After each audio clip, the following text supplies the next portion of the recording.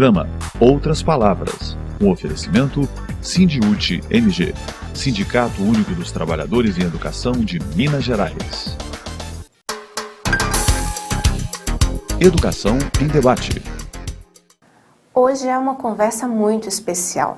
Para comemorarmos os 35 anos de vida do nosso sindicato, nós convidamos a professora Rosaura, que é quem começou, uma das lideranças que começou toda a nossa luta. Rosaura, é um prazer tê-la aqui no nosso programa.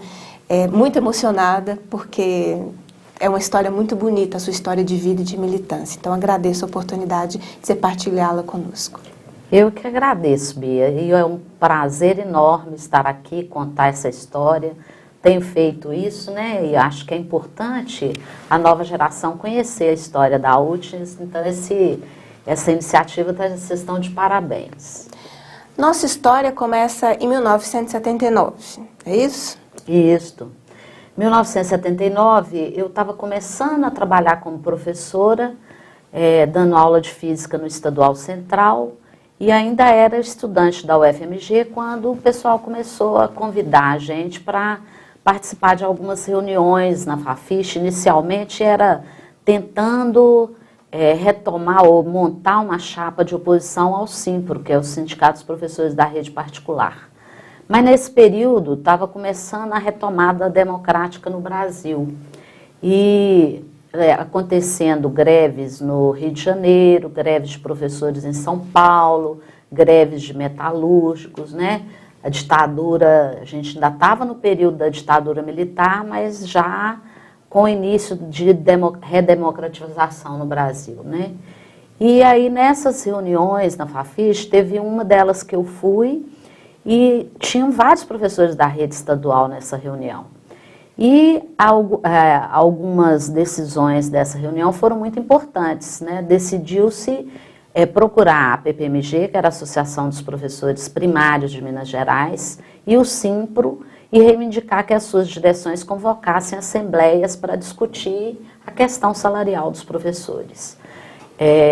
Nós estivemos na PPMG, uma outra comissão foi no Simpro, e tanto a direção do Simpro quanto a direção da PPMG se recusaram a convocar a assembleia.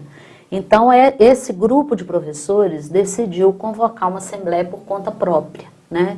Essa assembleia aconteceu nos sindicatos bancários e tirou uma pauta de reivindicações. E o interessante dessa história é que a pauta de reivindicações, né, a reivindicação salarial dos professores de Minas era o salário que os professores do Rio tinham conquistado na greve que eles fizeram. Então, tanto que a palavra de ordem na primeira greve de 79 era 888 e os quebrados, era a reivindicação salarial dos professores mineiros. Então, essa primeira assembleia tirou a pauta de reivindicações, uma segunda assembleia na medicina definiu pela greve, a greve de 79, que foi uma greve histórica, uma luta maravilhosa, espontânea, né, os professores... as professoras, né, que éramos a grande maioria, ainda somos a grande maioria da categoria, assumindo essa luta, indo para a rua, né, se organizando, arrecadando dinheiro de fundo de greve, e aí a greve cresceu, né, foi fantástico. E aí a UTE nasceu. Aí a greve de 79, o governo estava se recusando a negociar com os professores porque dizia que aquela greve não tinha rosto, porque não tinha uma entidade na frente, né? O movimento elegeu um comando geral de greve, né, que era a direção do movimento, e se organizou em regiões e nessas assembleias regionais tirava a direção do movimento, né, os comandos regionais. E cada cidade, a orientação do comando geral era essa, cada cidade que entrasse em greve elegia o seu comando geral, né, o seu comando de greve.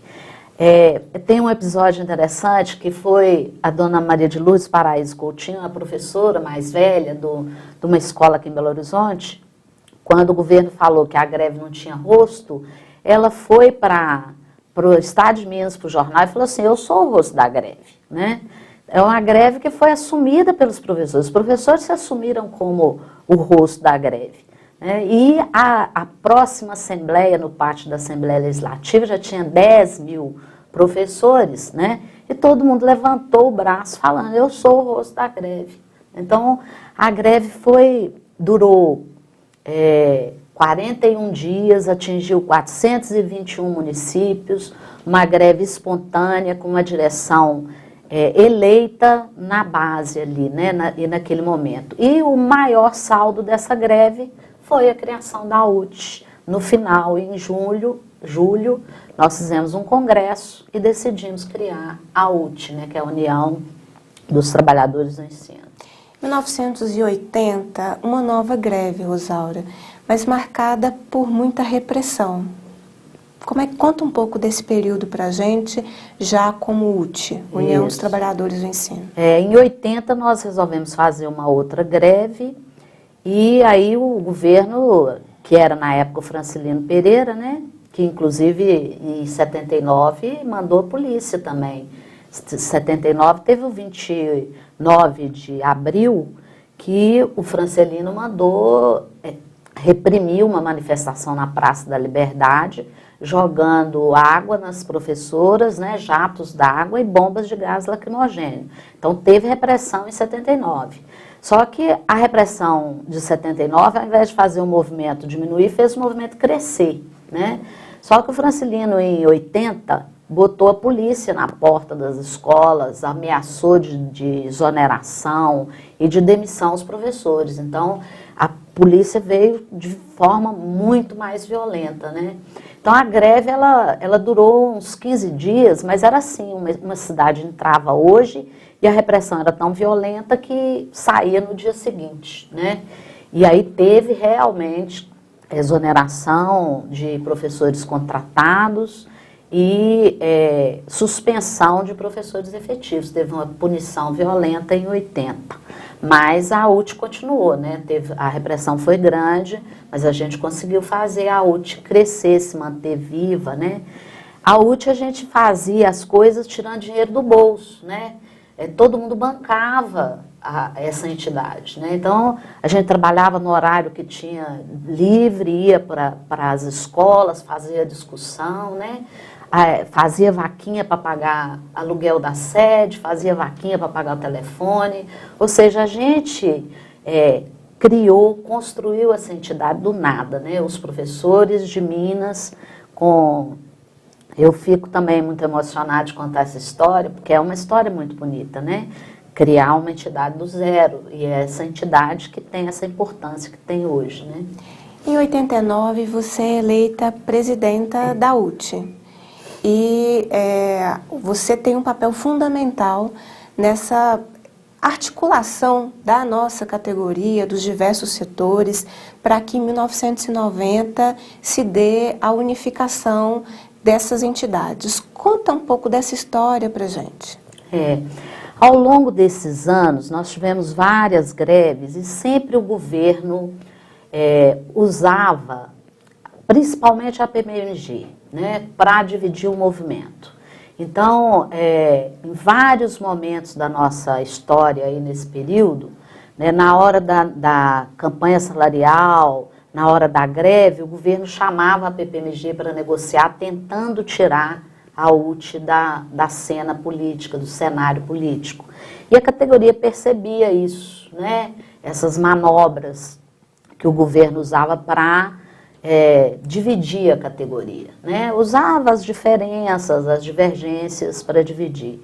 E a própria categoria começou a reivindicar, né, a unificação das entidades, porque percebia que a existência de várias entidades, então tinha associação de diretoras, associação de inspetoras, associação de supervisores, a de orientadores, associações municipais, né?